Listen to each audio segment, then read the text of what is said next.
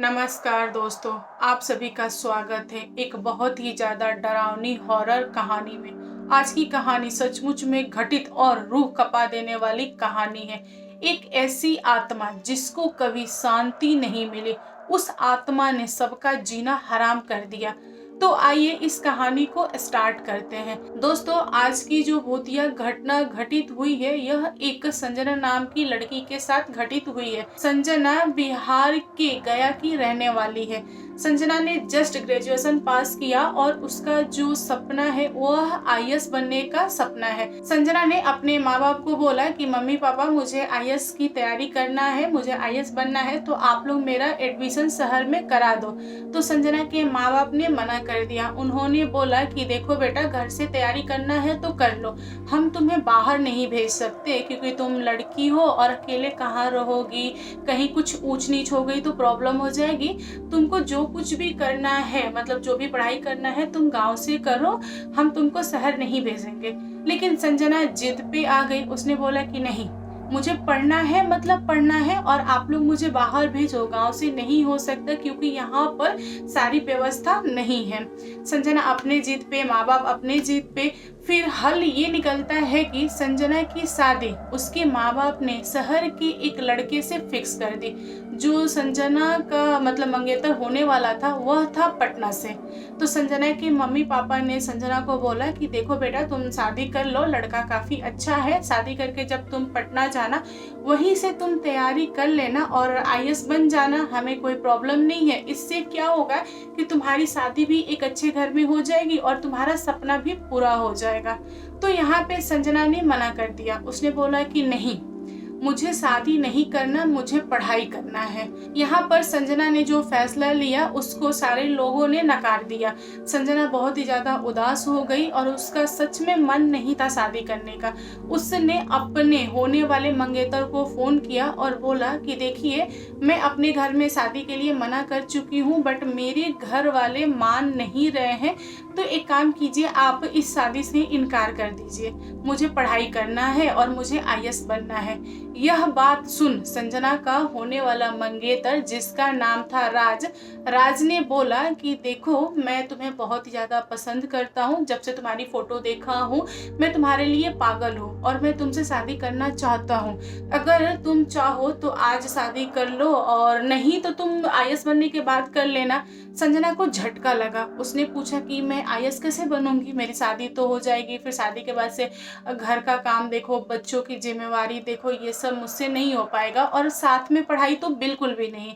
तो राज ने बोला कि एक काम करते हैं, हम दोनों एंगेजमेंट कर लेते हैं और उसके बाद से तुम पढ़ाई कर लेना, जिस दिन तुम आईएएस बनोगी उस दिन हम दोनों शादी कर लेंगे, मुझे कोई भी हड़बड़ी नहीं है। दोस्तों, राज की बात सुन संजना थोड़ी सी तो खुश हुई, लेकिन उसके मन में डाउट था। उसने राज से पूछा कि क्या हमारे घर वाले इस बात को लेके मान जाएंगे, वे लोग इस चीज को एक्सेप्ट कर लेंगे कि बेटी की एंगेजमेंट हो गई, 5-6 साल बाद शादी करेगी। मुझे तो ऐसा नहीं लगता। तो राज ने बोला कि एक काम करते हैं, हम उनको प्यार से समझाते हैं, वे लोग हमारे माता पिता हैं, वे हमारी खुशी चाहते हैं, वे मान जाएंगे। और हुआ भी हूबहू ऐसा। इन दोनों की एंगेजमेंट हो गई। फिर राज चला आया पटना और साथ में संजना को भी लेते आया। राज ने संजना के लिए एक बहुत ही अच्छा हॉस्टल देखा और उसमें संजना को शिफ्ट कर दिया।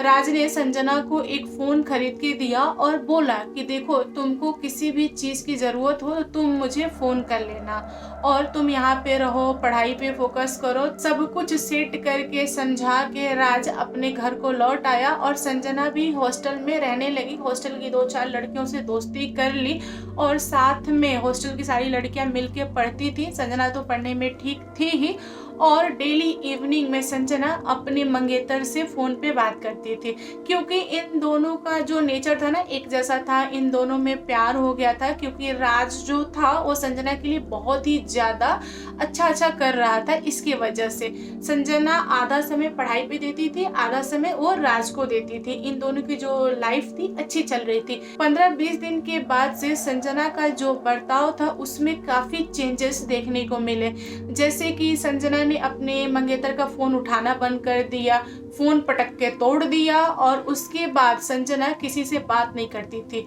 ना ही वो नहाती थी, ना ही कपड़े चेंज करती थी, ना ही बाल बनाती थी, ना ही किसी से बात करती थी।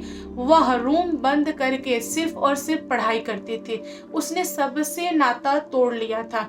संजना की जितनी भी फ्रेंड्स थी वो संजना के रूम का बेल बजाती थी, अंदर जाती थी, देखती थी तो संजना क्या करती थी कि चुपचाप पढ़ाई कर रही है, किसी को भाव नहीं देती थी, किसी की तरफ संजना देखती ही नहीं थी और एक ही कपड़े में काफी दिन से पड़ी रहती थी। तो यह सारा बर्ताव देखकर संजना की जितनी भी फ्रेंड्स थी एकदम चौंक गई। संजना की जितनी भी फ्रेंड्स थी वे ये सारी की सारी चीजें देखकर गार्ड को बोली। जो हॉस्टल की गार्ड थी वो थी लेडी, और उस लेडी को बोली कि संजना का बर्ताव ऐसा हो गया है, क्या आप संजना के घर वालों का नंबर है आपके पास, हमें दे दो, हम उनके घर पे इन्फॉर्म कर देते हैं कि संजना इस तरीके से रह रही है, शायद उसको कोई प्रॉब्लम हो, मे बी डॉक्टर को दिखाए तो संजना ठीक हो जाए। लेकिन जो गार्ड थी उसने मना कर दिया, बोला कि नहीं, घर का नंबर हम तुम्हें नहीं दे सकते, अगर संजना के घर वाले कोई आएंगे तो अपने साथ संजना को ले जाएंगे, बट हम आप लोग को नंबर नहीं देंगे। और संजना की जितनी भी फ्रेंड्स थे उनके पास संजना के मंगेतर का भी नंबर नहीं था। संजना ने अपने घर का और अपने मंगेतर का नंबर किसी के साथ भी शेयर नहीं किया था। और जो गार्ड थी वो बहुत ही ज्यादा लापरवाह थी। हॉस्टल की लड़कियां संजना को ऐसे पकड़ के लेके गई बाथरूम, उसको नहलाया, कपड़ा चेंज वगैरह कराया, बात करने की कोशिश की, फिर भी संजना ने भाव नहीं दिया। लड़कियों को सिर्फ ऐसे संजना घूरती थी। तो जितनी भी लड़कियां थी वो डर के मारे अपने अपने रूम में आके कमरा बंद कर लिया, पढ़ने लगी। सबने संजना को उसकी हालत पे छोड़ दिया। ऐसे करते करते ना 1-1.5 सप्ताह बीत गया और इधर राज बहुत ही ज्यादा बेचैन था कि संजना से बात नहीं हो पा रही है, संजना का फोन नहीं लग रहा है, जब मैं फोन कर रहा हूँ तो ऑफ आ रहा है, आखिर वह लड़की कर रही है तो क्या कर रही है। संजना के घर वालों से राज की बात हुई, घर वालों ने भी बोला कि मेरी भी बात नहीं हुई है मेरी बेटी से, मेरी बेटी ठीक तो है ना, आप वहाँ रहते हो, एक बार जाओ हॉस्टल में देखो कि संजना आखिर क्या कर रही है। तो राज बोला कि ठीक है, मैं कल हॉस्टल जाके चेक करता हूँ कि वह ठीक तो है। राज ने गार्ड को भी फोन किया बट गार्ड ने कुछ बताया ही नहीं संजना के बारे में।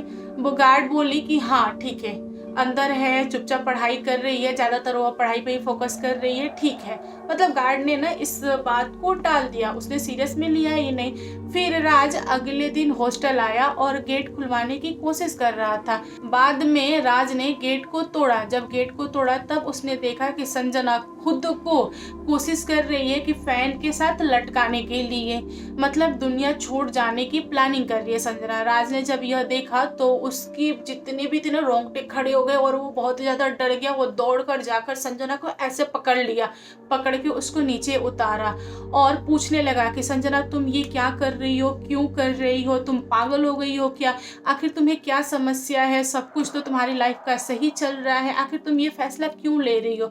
यहाँ पे संजना कुछ बोल नहीं रही है। राज जबरन उसको ऐसे से हिला रहा है कि होश में आओ, होश में आओ। राज ने पानी पिलाया संजना को। यहाँ पे संजना एकदम से बौखला गई और बोली कि दूर हो जाओ मेरी नजरों से, तुम्हारी वजह से आज मेरी ये हालत हुई है। राज को कुछ भी समझ में नहीं आ रहा था कि आखिर संजना कर क्या रही है। संजना एकदम से खुद को छुड़ा के पीछे हो गई, काफी पीछे हो गई और उसके बाद से उल्टा दीवार पे चलने लगी। यहाँ पे राज के होश उड़ गए और हॉस्टल में जितने सारे लोग थे, जो लोग इकट्ठा हुए थे गेट को तोड़ते समय, उन सारों ने देखा कि संजना दीवार पे उल्टा चल रही है। सबकी हालत खराब। संजना को ना ऐसे हाथ पे, पैर पे, गले पे, हर जगह निशान देख के सबकी हालत खराब हो गई। संजना के बाल बिखरे पड़े थे। तो यहाँ पे राज को कुछ भी समझ में नहीं आया। राज तुरंत हॉस्टल से बाहर निकला और उसने संजना के मम्मी पापा को फोन किया और बोला कि आप शहर आ जाओ, आपकी बेटी के साथ ये समस्या हुआ है। जब ये सारी घटना राज ने संजना के मम्मी पापा को बताया तो उन लोगों ने बोला कि बेटा तुम घबराओ मत, हम शहर आ रहे हैं। जब संजना के मम्मी पापा हॉस्टल पहुंचे तो वे साथ में एक तांत्रिक लाए थे, क्योंकि संजना के मम्मी पापा को समझ आ गया था कि मेरी बेटी के ऊपर किसी हवा यानी भूत प्रेत वगैरह का साया पड़ चुका है, तभी वह ऐसे बिहेव कर रही है, वरना ऐसे कोई बिहेव नहीं करता, कोई भी उल्टा दीवार पे नहीं चलता है। और जिस हिसाब से राज ने बताया था, वे लोग कंफर्म हो गए थे कि हाँ, ये किसी भूत प्रेत का ही काम है। तांत्रिक ने संजना को देखा तो उसने चक्र बनाया और चक्र बना के संजना को वहां पर बैठाया और उसने पूछा कि तुम कौन हो और क्यों आई हो संजना के बॉडी में, आखिर तुम चाहती क्या हो, तुमने ऐसा क्यों किया, एक निर्दोष लड़की को तुमने पकड़ रखा है, उसको तुमने इतनी बुरी तरह से मारा है, पीटा है, आखिर इस लड़की ने क्या बिगाड़ा है तुम्हारा। पहले तो संजना बहुत ही ज्यादा हंसी, फिर बाद में उसने जवाब दिया कि देखो, सारा का सारा इस लड़की का ही गलती है, तभी मैंने इसको पकड़ा है। तो तांत्रिक ने बोला कि जो कुछ भी है तुम्हारे साथ तुम शेयर करो कि क्या हुआ है तुम्हारे साथ, तुम कौन हो, ये सब क्यों कर रही हो।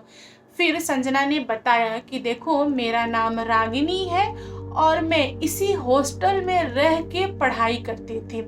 मैं पढ़ने में बहुत ही ज़्यादा अच्छी थी और मेरे जो घर वाले थे वे नहीं चाहते थे कि मैं आईएएस बनूं, बट मुझे आईएएस बनना था। मैंने बहुत मेहनत किया था, मेरे घर वालों ने मुझे 1 साल का टाइम दिया था और उस 1 साल में मैंने अपनी पढ़ाई कंप्लीट नहीं की, मैं इंटरव्यू में छट गई। लेकिन घर वालों का इतना दबाव था कि मुझे खुद को लटकाना पड़ा, क्योंकि मेरे पास कोई ऑप्शन ही नहीं था। घर वाले ज़बरदस्ती शादी करा रहे थे और मुझे शादी तो करनी नहीं थी, तो इसकी वजह से मैंने खुद को लटका लिया और उस दिन के बाद से मैं यहीं रहती हूँ, क्योंकि ये जो हॉस्टल है ये मेरा हॉस्टल है और मुझे पसंद नहीं कि कोई मेरे कमरे में आए और रहे।